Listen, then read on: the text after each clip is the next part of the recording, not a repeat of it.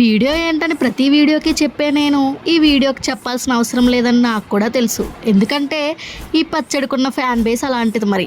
So ఈరోజు మన అత్త వంట కోడలికి పంట సిరీస్లో ఆవకాయ పచ్చడి పెట్టుకుందాం రండి. ఆవకాయ పచ్చడి అంటే తెలుగు వాళ్ళందరికీ ఒక ఎమోషన్. సో ఇలాంటి పచ్చడి కోసం ఎలా పెట్టుకోవాలని చెప్పాల్సిన అవసరం లేదనుకోండి.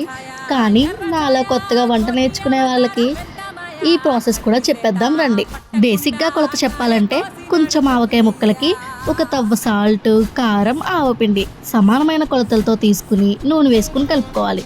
వాటితో పాటు చింతపండు, మెంతులు మరియు వెల్లుల్లి ఇవి కూడా వేసుకుని చక్కగా కలుపుకుని ఒక పక్కన ఉంచాలి. ఈలోపు మనం తీసుకున్న ఆవకాయ ముక్కలకి కొంచెం నూనె రాసి బాగా కలుపుకుని మనం ఇందాక తీసుకున్న మిశ్రమాన్ని ఆవకాయ ముక్కల్లో వేసి వాటితో పాటు మనకి రుచికి తగ్గట్టుగా బెల్లం కూడా వేసుకుని కలుపుకుని పక్కన ఉంచుకోవాలి. దీన్ని 3 రోజుల పాటు అలానే కదపకుండా ఉంచి 3 రోజులు అయిన తర్వాత తీసి వేరే డబ్బాలో పెట్టుకోవాలి. ఇదంతా ఒక ఎత్తు అయితే లాస్ట్లో ఈ పార్ట్ ఇంకొక ఎత్తు.